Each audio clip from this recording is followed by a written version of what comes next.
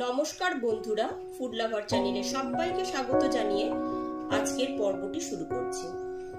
আজকের পর্বে আমি আপনাদের সাথে চিকেনের রেসিপি শেয়ার করব। সেটা হলো গন্ধরাজ চিকেন। এটা গন্ধরাজ লেবু আর কাঁচা লঙ্কা দিয়ে তৈরি হয়। এটি রুটি, পরোটা, লুচি সবকিছুর সাথে খেতে অপূর্ব লাগে। আমার রেসিপিটি ভালো লাগলে পরে অবশ্যই লাইক, কমেন্ট এবং শেয়ার করতে ভুলবেন না। তাহলে চলুন ঝটপট রেসিপিটি দেখে নিই। গন্ধরাজ চিকেন বানাবার জন্য এখানে 1 কেজি উইথ বোন চিকেন নিয়ে নিয়েছি। চিকেনটাকে পরিষ্কার করে জলে ধুয়ে তারপর জলটা ঝরিয়ে নিয়েছি। এরপর এর মধ্যে দিয়ে দিচ্ছি 1 টিস্পুন লবণ, দিয়ে দিচ্ছি 1 টেবিল চামচ গোলমরিচের গুঁড়ো। যেহেতু 1 কেজি চিকেন সেই পরিমাণে গোলমরিচের গুঁড়োটা দিলাম। দিয়ে দিচ্ছি 150 গ্রাম টক দই, 2 টেবিল চামচ আদা রসুন বাটা। আর গন্ধরাজ চিকেনের মেন উপকরণ হলো গন্ধরাজ লেবু। এখানে 3টে গন্ধরাজ লেবু নিয়ে নিয়েছি। এবার আমি লেবুর রসটাকে চিপে দিয়ে দিচ্ছি।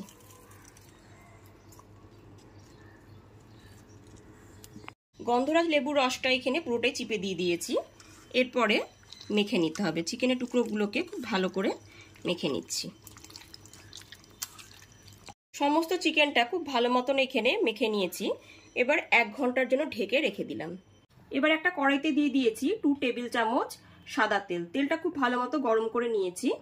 এবার এতে কতগুলো গোটা গরম মশলা দিয়ে দিচ্ছি আর 10টা থেকে 12টা গোটা গোলমরিচ দিয়ে দিলাম। এবার এটা ভেজে নেব। গ্যাসের ফ্লেমটা লোতে রেখে গোটা গরম মশলাটা গোলমরিচটা হালকা করে ভেজে নিতে হবে।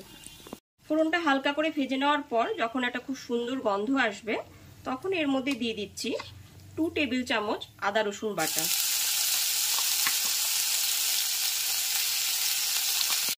গ্যাসের ফ্লেমটা মিডিয়ামে রেখে আদা রসুন বাটাটা 2 মিনিটের জন্য ভেজে নিতে হবে।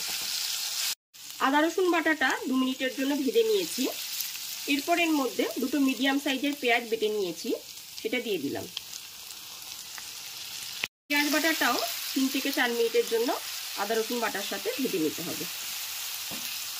পেঁয়াজটা এখানে আদা রসুন বাটার সাথে খুব ভালো মতো ভাজা হয়ে গেছে। এরপর এর মধ্যে কাঁচা লঙ্কা দিয়ে দিচ্ছি। এখানে 6টা কাঁচা লঙ্কা দিয়ে দিলাম। যেহেতু চিকেনটা ঝাল ঝাল হবে জন্য কাঁচা লঙ্কার পরিমাণটা একটু বেশি দিয়েছি। এখানে আমি 6টা কাঁচা লঙ্কাই দিয়েছি, তবে আপনারা আপনাদের পছন্দ মতো ঝালটা দেবেন। এরপর এর মধ্যে ম্যারিনেট করা চিকেনের টুকরোগুলো দিয়ে দিচ্ছি।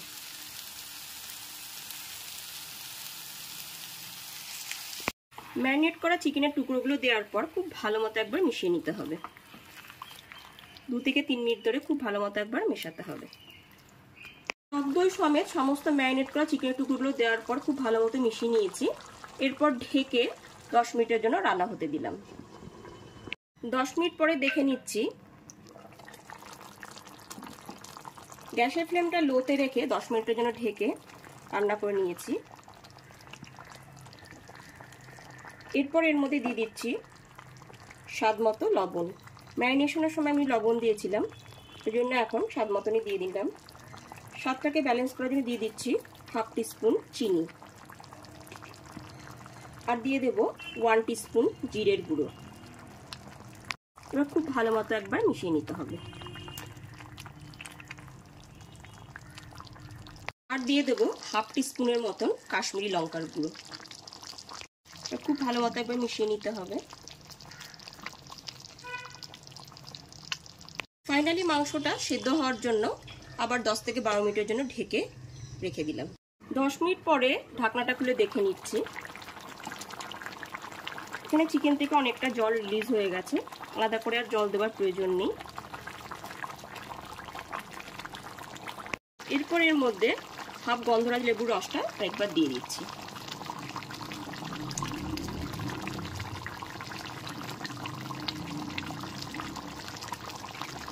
খুব ভালো মতো একবার মিশিয়ে নিতে হবে গন্ধরাজ লেবুর রসটা। গ্রেভিটা একটু কমানোর জন্য 2 থেকে 3 মিনিটের জন্য ঢেকে রেখে দিলাম। এইবার ফাইনালি ঢাকনা খুলে দেখে নিচ্ছি। চিকেনটা এখানে খুব ভালো মতো সুসেদ্ধ হয়ে গেছে আর গ্রেভিটাও এখানে আমার ঠিকঠাক মতনই মনে হচ্ছে। এরপর এর মধ্যে গন্ধরাজ লেবুটাকে স্লাইস করে কেটে রেখেছি, সেটা দিয়ে দিলাম। লেবু ফ্লেভারটা যাতে ঢুকে যায় সেজন্য এটা এখন দিয়ে দিলাম।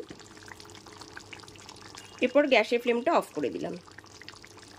এইবার একদমই ফাইনালি রেডি হয়ে গেছে গন্ধরাজ চিকেন। গরম গরম লুচি, রুটি, পরোটা সব কিছুর সাথে এটি খেতে অপূর্ব লাগবে। তাহলে চলুন পরিবেশন করে ফেলি। তাহলে অবশ্যই রাতের ডিনারে গন্ধরাজ চিকেন বানিয়ে ফেলুন। আমার রেসিপিটি ভালো লাগলে পরে অবশ্যই লাইক করবেন আর কমেন্ট করে জানাবেন আমাকে যে রেসিপিটি আপনাদের কাছে কেমন লাগলো। আর আমার চ্যানেলটাকে সাবস্ক্রাইব করে বেল বাটনটি অবশ্যই প্রেস করে দেবেন। তাহলে আজকে এই পর্যন্তই, আবার হাজির হয়ে যাব নতুন কোনো রেসিপি নিয়ে। সবাই খুব ভালো থাকবেন। ধন্যবাদ।